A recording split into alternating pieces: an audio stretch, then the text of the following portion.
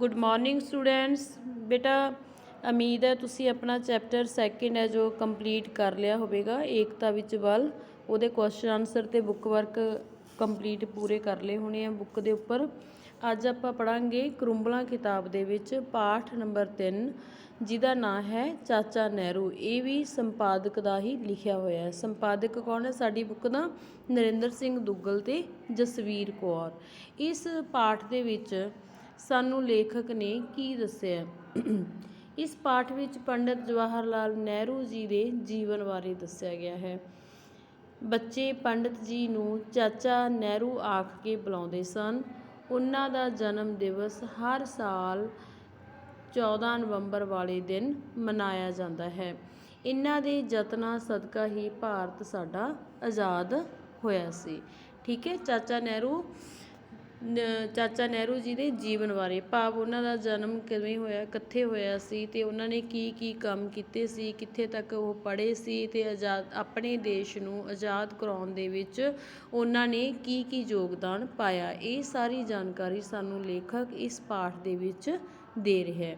ਜਿਵੇਂ ਤਾਂ ਬੇਟਾ ਦੇਖੋ ਪਿਕਚਰ ਦੇਖ ਰਹੇ ਹੋ ਨਾ ਤੁਸੀਂ, ਇਹ ਪਿਕਚਰ ਕਿਹਦੀ ਹੈ? ਚਾਚਾ ਨਹਿਰੂ, ਪੰਡਿਤ ਜਵਾਹਰ ਲਾਲ ਨਹਿਰੂ। ਚਾਚਾ ਨਹਿਰੂ ਉਹਨਾਂ ਨੂੰ ਪਿਆਰ ਨਾਲ ਕਿਹਾ ਜਾਂਦਾ ਸੀ। ਪੰਡਿਤ ਜਵਾਹਰ ਲਾਲ ਨਹਿਰੂ ਜੀ ਨੂੰ ਬੱਚੇ ਪਿਆਰ ਦੇ ਨਾਲ ਕੀ ਕਹਿੰਦੇ ਸੀ ਬੇਟੇ? ਚਾਚਾ ਨਹਿਰੂ।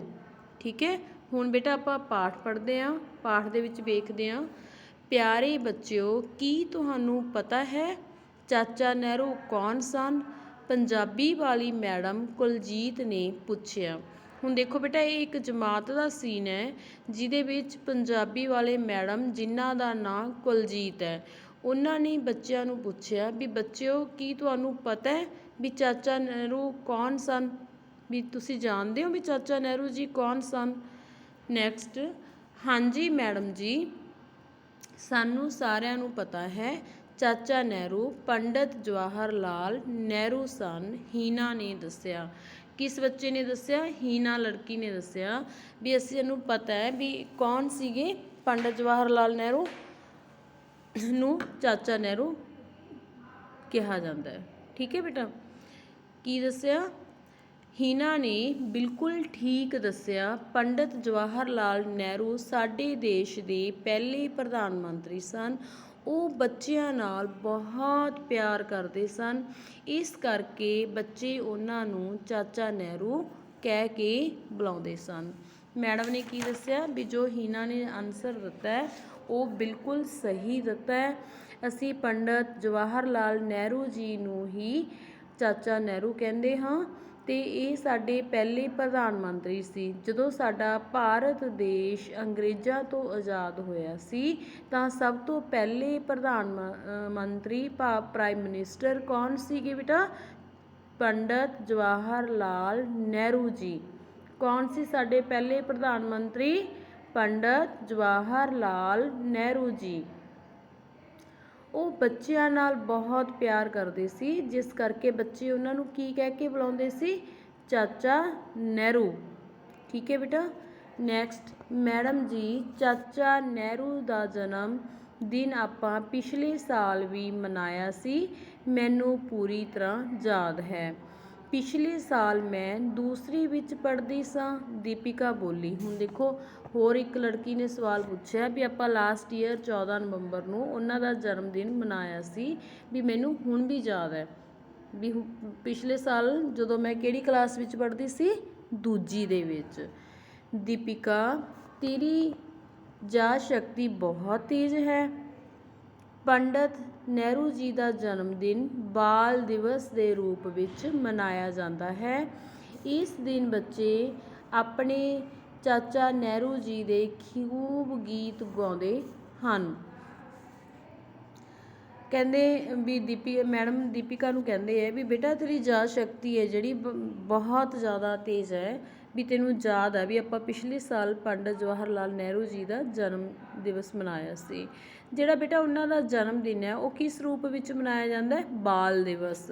ਬਾਲ ਦਿਵਸ ਮੈਨੇ ਬੱਚਿਆਂ ਦਾ ਦਿਨ। ਬਾਲ ਮੈਨੇ ਬੱਚੇ, ਦਿਵਸ ਮੈਨੇ ਦਿਨ। ਠੀਕ ਹੈ। ਜੋ ਇਹ ਅੰਡਰਲਾਈਨ ਕੀਤਾ ਹੈ, ਬਾਲ ਦਿਵਸ। ਠੀਕ ਹੈ। ਬੱਚਿਆਂ ਦੇ ਦਿਨ ਦੇ ਰੂਪ ਵਿੱਚ ਮਨਾਇਆ ਜਾਂਦਾ ਹੈ।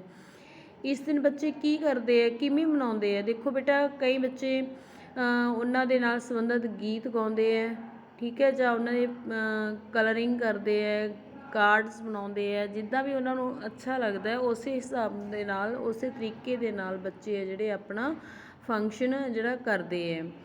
ਪਿਆਰੇ ਬੱਚਿਓ, ਪੰਡਤ ਜਵਾਹਰ ਲਾਲ ਨਹਿਰੂ ਦਾ ਜਨਮ 14 ਨਵੰਬਰ 1899 ਈਸਵੀ ਨੂੰ ਹੋਇਆ ਸੀ। ਕਦੋਂ ਹੋਇਆ ਸੀ ਬੇਟਾ? 14 ਨਵੰਬਰ 1899 ਈਸਵੀ ਨੂੰ, ਠੀਕ ਹੈ। 89 ਨੂੰ ਪੰਜਾਬੀ ਵਿੱਚ 99 ਕਹਿੰਦੇ ਹੈ। ਇਲਾਹਾਬਾਦ ਵਿਖੇ ਹੋਇਆ ਸੀ। ਕਿੱਥੇ ਹੋਇਆ ਸੀ? 14 ਨਵੰਬਰ 1899 ਈਸਵੀ ਨੂੰ ਇਲਾਹਾਬਾਦ ਵਿਖੇ ਹੋਇਆ ਸੀ। ਇਹਨਾਂ ਦੇ ਪਿਤਾ ਦਾ ਨਾਮ ਮੋਤੀ ਲਾਲ ਨਹਿਰੂ ਸੀ। ਕੀ ਸੀ ਇਹਨਾਂ ਦੇ ਪਿਤਾ ਦਾ ਨਾਮ? ਮੋਤੀ ਲਾਲ ਨਹਿਰੂ ਸੀ। ਉਹ ਬਹੁਤ ਅਮੀਰ ਪਰਿਵਾਰ ਮਤਲਬ ਟੱਬਰ ਦੇ ਨਾਲ, ਘਰਾਣੇ ਦੇ ਨਾਲ ਸੰਬੰਧ ਰੱਖਦੇ ਸਨ। ਇਸ ਕਰਕੇ ਇਹ ਕਿਸੇ ਸਕੂਲ ਵਿੱਚ ਪੜ੍ਹਨ ਨਹੀਂ ਗਏ ਸਨ। ਇਹਨਾਂ ਨੂੰ ਚੰਗੇ ਅਧਿਆਪਕ ਘਰ ਹੀ ਪੜ੍ਹਾਉਣ ਆਉਂਦੇ ਸਨ। ਉਚੇਰੀ ਦਾ ਅਰਥ ਹੁੰਦਾ ਬੇਟਾ, ਉਚੇਰੀ ਮੈਨੇ ਉੱਚੀ, ਹਾਇਰ ਐਜੂਕੇਸ਼ਨ, ਅਗਲੀ ਪੜ੍ਹਾਈ ਸੀਗੀ ਜਿਹੜੀ ਉਹ ਪ੍ਰਾਪਤ ਕਰਨ ਦੇ ਲਈ ਇੰਗਲੈਂਡ ਚਲੇ ਗਏ। ਉੱਥੇ ਇਹਨਾਂ ਨੇ ਵਕਾਲਤ ਦੀ ਡਿਗਰੀ ਪ੍ਰਾਪਤ ਕੀਤੀ। ਵਕਾਲਤ ਦੀ ਡਿਗਰੀ ਇਹਨਾਂ ਨੇ ਕਿੱਥੋਂ ਪ੍ਰਾਪਤ ਕੀਤੀ ਸੀ ਬੇਟਾ? ਕੀਤੀ ਸੀਗੀ ਇਹਨਾਂ ਨੇ ਇੰਗਲੈਂਡ ਤੋਂ, ਠੀਕ ਹੈ। ਉੱਥੋਂ ਇਹ ਵਕਾਲਤ ਕਰਕੇ ਆਏ ਸੀਗੇ। ਮੈਡਮ ਜੀ, ਚਾਚਾ ਨਹਿਰੂ ਦੇਸ਼ ਦੇ ਪ੍ਰਧਾਨ ਮੰਤਰੀ ਕਦੋਂ ਬਣੇ? ਕਵਲਜੀਤ ਬੋਲਿਆ। ਦੇਖੋ ਫਿਰ ਇੱਕ ਹੋਰ ਬੱਚੇ ਕਵਲਜੀਤ ਨੇ ਕੁਐਸਚਨ ਪੁੱਟ ਕੀਤਾ ਵੀ ਇਹ ਚਾਚਾ ਨਹਿਰੂ ਜੀ ਸਾਡੇ ਦੇਸ਼ ਦੇ ਪ੍ਰਧਾਨ ਮੰਤਰੀ ਕਦੋਂ ਬਣੇ ਸੀਗੇ? ਮੈਡਮ ਨੇ ਕੀ ਆਨਸਰ ਦਿੱਤਾ? ਪਿਆਰੇ ਬੱਚਿਓ, ਉਸ ਵੇਲੇ ਸਾਡਾ ਦੇਸ਼ ਅੰਗਰੇਜ਼ਾਂ ਦਾ ਗੁਲਾਮ ਸੀ। ਰੈੱਡ ਅੱਖਰ ਦੇ ਵਿੱਚ ਗੁਲਾਮ ਸ਼ਬਦ ਲਿਖਿਆ ਹੋਇਆ ਬੇਟਾ, ਇਹਦਾ ਅਰਥ ਹੁੰਦਾ ਅਧੀਨ, ਠੀਕ ਹੈ। ਗੁਲਾਮ ਦਾ ਅਰਥ ਅਧੀਨ, ਭਾਵ ਉਹਨਾਂ ਦੇ ਕਬਜ਼ੇ ਵਿੱਚ ਸੀ। ਦੇਸ਼ ਵਾਸੀ ਆਪਣੇ ਦੇਸ਼ ਨੂੰ ਆਜ਼ਾਦ ਕਰਵਾਉਣ ਲਈ ਤੁਲੇ ਹੋਏ ਸਨ। ਇਹਦਾ ਕੀ ਅਰਥ ਹੋਏਗਾ ਬੇਟਾ? ਵੀ ਪੱਕਾ ਇਰਾਦਾ, ਭਾਵ ਉਹਨਾਂ ਨੇ ਪੱਕਾ ਮਨ ਬਣਾਇਆ ਹੋਇਆ ਸੀਗਾ ਵੀ ਅਸੀਂ ਅੰਗਰੇਜ਼ਾਂ ਤੋਂ ਆਜ਼ਾਦੀ ਲੈਣੀ ਹੈ, ਠੀਕ ਹੈ ਬੇਟਾ। ਪਤਾ ਨਾ ਸਾਰੇ ਬੱਚਿਆਂ ਨੂੰ, ਸਭ ਤੋਂ ਪਹਿਲਾਂ ਸਾਡਾ ਦੇਸ਼ ਸੀ ਜਿਹੜਾ ਅੰਗਰੇਜ਼ਾਂ ਦੇ ਅਧੀਨ ਸੀ, ਅੰਗਰੇਜ਼ਾਂ ਦੇ ਕਬਜ਼ੇ ਦੇ ਅੰਦਰ ਸੀ। ਲੋਕ ਸੀ ਜਿਹੜੇ ਉਹਨਾਂ ਦੀ ਗੁਲਾਮੀ ਤੋਂ ਬੜੇ ਦੁਖੀ ਹੋ ਚੁੱਕੇ ਸੀ। ਇਸ ਲਈ ਉਹਨਾਂ ਨੇ ਆਪਣਾ ਮਨ ਬਣਾ ਲਿਆ ਸੀ ਵੀ ਅਸੀਂ ਆਪਣਾ ਦੇਸ਼ ਹੈ ਜਿਹੜਾ ਅੰਗਰੇਜ਼ਾਂ ਤੋਂ ਆਜ਼ਾਦ ਕਰਾਉਣਾ, ਠੀਕ ਹੈ ਬੇਟਾ। ਨੈਕਸਟ ਪੇਜ 'ਤੇ ਆ ਜਾਓ ਬੇਟਾ। ਨੈਕਸਟ ਪੇਜ 'ਤੇ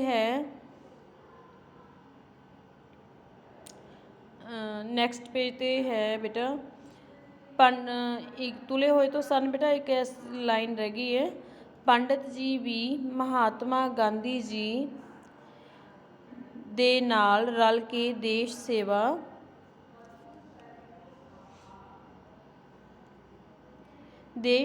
ਵਿੱਚ ਕੁੱਦ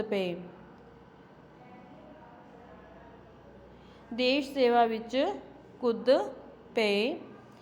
ਕੁੱਦ ਪਏ ਦਾ ਮਤਲਬ ਹੁੰਦਾ ਬੇਟਾ, ਇਹਦਾ ਕੀ ਅਰਥ ਹੁੰਦਾ? ਨਿਕਲ ਪਏ, ਭਾਵ ਮਹਾਤਮਾ ਗਾਂਧੀ ਜੀ ਨਾਲ ਮਿਲ ਕੇ ਪੰਡਤ ਜਵਾਹਰ ਲਾਲ ਨਹਿਰੂ ਜੀ ਵੀ ਆਜ਼ਾਦੀ ਦੇ ਲਈ ਸੰਘਰਸ਼ ਦੇ ਲਈ ਨਿਕਲ ਪਏ। ਉਹਨਾਂ ਨੇ ਵੀ ਆਜ਼ਾਦੀ ਦੇ ਲਈ ਲੜਾਈ ਵਿੱਚ ਹਿੱਸਾ ਸੀ ਜਿਹੜਾ ਲੈਣਾ ਸ਼ੁਰੂ ਕਰ ਦਿੱਤਾ। ਆਪ ਨੇ ਅੰਗਰੇਜ਼ਾਂ ਨੂੰ ਭਾਰਤ ਵਿੱਚੋਂ ਬਾਹਰ ਕੱਢਣ ਲਈ ਕਈ ਅੰਦੋਲਨ ਚਲਾਏ, ਠੀਕ ਹੈ। ਅੰਦੋਲਨ ਦਾ ਅਰਥ ਕੀ ਹੁੰਦਾ ਬੇਟਾ? ਲਹਿਰਾਂ, ਵੀ ਭਾਵ ਉਹਨਾਂ ਨੇ ਕਈ ਇਸ ਤਰ੍ਹਾਂ ਦੇ ਅੰਦੋਲਨ ਚਲਾਏ ਜਿਨ੍ਹਾਂ ਦੇ ਰਾਹੀਂ ਅੰਗਰੇਜ਼ਾਂ ਨੂੰ ਭਾਰਤ ਵਿੱਚੋਂ ਬਾਹਰ ਕੱਢਿਆ ਜਾਵੇ। ਆਪ ਨੂੰ ਕਈ ਵਾਰ ਜੇਲ੍ਹ ਜਾਣਾ ਪਿਆ। ਬਹੁਤ ਸਾਰੇ ਕਸ਼ਟ ਸਹਿਣ ਕੀਤੇ ਮਤਲਬ ਦੁੱਖ ਬਰਦਾਸ਼ਤ ਕੀਤੇ। ਸਹਿਣ ਕੀਤੇ ਮੀਨਜ਼ ਝੱਲੇ, ਬਰਦਾਸ਼ਤ ਕੀਤੇ। ਸਾਡਾ ਭਾਰਤ 15 ਅਗਸਤ 1947 ਨੂੰ ਆਜ਼ਾਦ ਹੋ ਗਿਆ, ਠੀਕ ਹੈ। ਕਹਿੰਦੇ ਪੰਡਿਤ ਜਵਾਹਰ ਲਾਲ ਨਹਿਰੂ ਜੀ ਨੇ ਆਜ਼ਾਦੀ ਦਿਵਾਉਣ ਦੇ ਲਈ ਬਹੁਤ ਸਾਰੇ ਅੰਦੋਲਨ ਵੀ ਚਲਾਏ ਅਤੇ ਕਈ ਵਾਰ ਉਹ ਜੇਲ੍ਹਾਂ ਦੇ ਵਿੱਚ ਵੀ ਗਏ ਅਤੇ ਉਹਨਾਂ ਨੇ ਬਹੁਤ ਦੁੱਖ ਸਹਿਣ ਕੀਤੇ, ਬਹੁਤ ਦੁੱਖ ਬਰਦਾਸ਼ਤ ਕੀਤੇ। ਅਖੀਰ ਦੇ ਵਿੱਚ ਸਾਡਾ ਭਾਰਤ 15 ਅਗਸਤ 1947 ਨੂੰ, ਕਦੋਂ ਬੇਟਾ? 15 ਅਗਸਤ 1947 ਨੂੰ ਅਸੀਂ ਆਜ਼ਾਦੀ ਦਿਵਸ ਮਨਾਉਂਦੇ ਹਾਂ ਨਾ ਆਪਣਾ, ਆਜ਼ਾਦ ਹੋ ਗਿਆ। ਇਸ ਤਰ੍ਹਾਂ ਆਪ ਆਜ਼ਾਦ ਭਾਰਤ ਦੇ ਪਹਿਲੇ ਪ੍ਰਧਾਨ ਮੰਤਰੀ ਬਣੇ। ਵੀ ਜਦੋਂ ਸਾਡਾ ਭਾਰਤ ਅੰਗਰੇਜ਼ਾਂ ਦੇ ਕਬਜ਼ੇ ਤੋਂ ਆਜ਼ਾਦ ਹੋ ਗਿਆ ਤਾਂ ਉਸ ਸਮੇਂ ਆਜ਼ਾਦ ਭਾਰਤ ਦੇ ਪਹਿਲੇ ਪ੍ਰਧਾਨ ਮੰਤਰੀ ਕੌਣ ਬਣੇ? ਪੰਡਿਤ ਜਵਾਹਰ ਲਾਲ ਨਹਿਰੂ ਜੀ। ਪ੍ਰਧਾਨ ਮੰਤਰੀ ਬਣ ਕੇ ਆਪ ਦੇਸ਼ ਨੂੰ ਤਰੱਕੀ ਦੀਆਂ ਲੀਹਾਂ 'ਤੇ ਲੈ ਗਏ। ਤਰੱਕੀ ਦਾ ਅਰਥ ਹੁੰਦਾ ਬੇਟਾ ਉੱਨਤੀ ਕਰਨਾ, ਠੀਕ ਹੈ, ਲੀਹਾਂ ਦੇ ਉੱਤੇ, ਰਾਹ ਦੇ ਉੱਪਰ, ਰਸਤੇ ਦੇ ਉੱਪਰ। ਅੰਤ 27 ਮਈ 1964 ਨੂੰ ਆਪ ਜੀ ਸਵਰਗ ਸਿਧਾਰ ਗਏ। ਸਵਰਗ ਸਿਧਾਰ ਗਏ ਦਾ ਅਰਥ ਹੁੰਦਾ ਬੇਟਾ ਮਰ ਜਾਣਾ, ਭਾਵ ਇਸ ਤਰ੍ਹਾਂ ਬੱਚਿਆਂ ਦੇ ਚਾਚਾ ਨਹਿਰੂ ਸਦਾ ਲਈ ਸ਼ਾਂਤ ਹੋ ਗਏ, ਸਦਾ ਲਈ ਸ਼ਾਂਤ ਹੋ ਗਏ ਵੀ ਇੱਥੋਂ ਉਹਨਾਂ ਦਾ ਸਵਰਗ ਸਿਧਾਰ ਗਏ। ਕੀ ਹੈ ਇਹਨਾਂ ਦੇ ਵਿੱਚ? ਵੀ ਜਦੋਂ ਉਹ ਪ੍ਰਧਾਨ ਮੰਤਰੀ ਬਣੇ, ਆਜ਼ਾਦ ਭਾਰਤ ਦੇ ਪਹਿਲੇ ਪ੍ਰਧਾਨ ਮੰਤਰੀ ਬਣੇ, ਤਾਂ ਉਹ ਆਪਣੀ ਮਿਹਨਤ ਦੇ ਨਾਲ ਦੇਸ਼ ਨੂੰ ਤਰੱਕੀ ਦੇ ਰਸਤੇ 'ਤੇ ਲੈ ਗਏ, ਉੱਨਤੀ ਦੇ ਰਸਤੇ 'ਤੇ ਲੈ ਗਏ ਅਤੇ ਅਖੀਰ ਵਿੱਚ ਦੇਸ਼ ਦੀ ਸੇਵਾ ਕਰਦੇ ਹੋਏ ਅੰਤ ਵਿੱਚ 27 ਮਈ 1964 ਨੂੰ ਆਪ ਦਾ ਦੇਹਾਂਤ ਹੋ ਗਿਆ ਸੀ। ਇਸੇ ਤਰ੍ਹਾਂ ਬੱਚਿਆਂ ਦੇ ਚਾਚਾ ਨਹਿਰੂ ਸਦਾ ਦੇ ਲਈ ਸਾਥੋਂ ਵਿਛੜ ਗਏ, ਸਵਰਗ ਸਿਧਾਰ ਗਏ, ਠੀਕ ਹੈ। ਇਹ ਤਾਂ ਸੀ ਬੇਟਾ ਸਾਡਾ ਪਾਠ ਜੋ ਕਿ ਪੰਡਿਤ ਜਵਾਹਰ ਲਾਲ ਨਹਿਰੂ ਜੀ ਦੇ ਜੀਵਨ ਨਾਲ ਸੰਬੰਧਿਤ ਸੀਗਾ। ਅੱਗੇ ਬੇਟਾ ਔਖੇ ਸ਼ਬਦਾਂ ਦੇ ਅਰਥ ਨੇ, ਵੈਸੇ ਤੁਹਾਨੂੰ ਆਪਾਂ ਨਾਲ ਨਾਲ ਕਰ ਵੀ ਲਏ ਨੇ, ਇੱਕ ਵਾਰੀ ਫੇਰ ਇਹਨਾਂ ਦੀ ਰੀਡਿੰਗ ਲੈਂਦੇ ਹਾਂ। ਜਿੱਦਾਂ ਫਸਟ ਹੈ ਬੇਟਾ ਬਾਲ ਦਿਵਸ। ਬਾਲ ਦਿਵਸ ਕਹਿੰਦੇ ਆ ਬੱਚਿਆਂ ਦਾ ਦਿਨ। ਉਚੇਰੀ, ਉੱਚੀ ਜਾਂ ਅਗਲੀ, ਠੀਕ ਹੈ। ਹਾਇਰ ਐਜੂਕੇਸ਼ਨ, ਤੁਲੇ ਹੋਣਾ, ਪੱਕਾ ਇਰਾਦਾ ਕਰਨਾ, ਅੰਦੋਲਨ, ਲਹਿਰਾਂ, ਸਹਿਣ ਕੀਤੇ, ਝੱਲੇ ਜਾਂ ਬਰਦਾਸ਼ਤ ਕੀਤੇ, ਤਰੱਕੀ, ਉੱਨਤੀ ਕਰਨਾ, ਵਿਕਾਸ ਕਰਨਾ, ਸਵਰਗ ਸਿਧਾਰਨਾ, ਮਰ ਜਾਣਾ, ਪਰਿਵਾਰ, ਘਰਾਣੇ ਜਾਂ ਟੱਬਰ, ਠੀਕ ਹੈ, ਟੱਬਰ ਵੀ ਕਿਹਾ ਜਾਂਦਾ ਹੈ, ਘਰਾਣਾ ਵੀ ਕਿਹਾ ਜਾਂਦਾ ਹੈ। ਗੁਲਾਮ ਦਾ ਅਰਥ ਹੁੰਦਾ ਬੇਟਾ ਅਧੀਨ, ਗੁਲਾਮ ਯਾਨੀ ਅਧੀਨ। ਕੁੱਦ ਪਏ, ਨਿਕਲ ਪਏ, ਕਸ਼ਟ, ਦੁੱਖ, ਕਸ਼ਟ ਮੈਨੇ ਦੁੱਖ, ਤਕਲੀਫਾਂ, ਸਦਾ, ਹਮੇਸ਼ਾ, ਲੀਹਾਂ 'ਤੇ, ਰਾਹ 'ਤੇ, ਸਦਾ ਲਈ ਸ਼ਾਂਤ ਹੋਣਾ, ਸਵਰਗ ਸਿਧਾਰਨਾ। ਸਵਰਗ ਸਿਧਾਰਨਾ ਮੀਨਜ਼ ਮਰ ਜਾਣਾ, ਦੇਹਾਂਤ ਹੋ ਜਾਣਾ। ਸੋ ਬੇਟਾ ਇਹ ਤਾਂ ਸੀ ਆਪਣਾ ਪਾਠ ਪੰਡਿਤ ਜਵਾਹਰ ਲਾਲ ਨਹਿਰੂ ਜੀ ਦੇ ਨਾਲ ਸੰਬੰਧਿਤ। ਤੁਹਾਨੂੰ ਸਮਝ ਆ ਗਿਆ ਹੋਣਾ ਬੇਟਾ। ਤੁਸੀਂ ਇਸ ਪਾਠ ਨੂੰ ਬੜੇ ਹੀ ਅੱਛੇ ਤਰੀਕੇ ਦੇ ਨਾਲ 2 ਵਾਰੀ ਧਿਆਨ ਨਾਲ ਪੜ੍ਹਨਾ ਵੀ ਹੈ ਅਤੇ ਸ਼ਬਦਾਂ ਦੇ ਅਰਥ ਵੀ ਤੁਸੀਂ ਲਰਨ ਕਰ ਲੈਣੇ ਹੈ, ਠੀਕ ਹੈ ਬੇਟਾ। ਆਪਣਾ ਘਰਾਂ ਦੇ ਵਿੱਚ ਰਹੋ, ਸੇਫ ਰਹੋ, ਠੀਕ ਹੈ ਬੇਟਾ।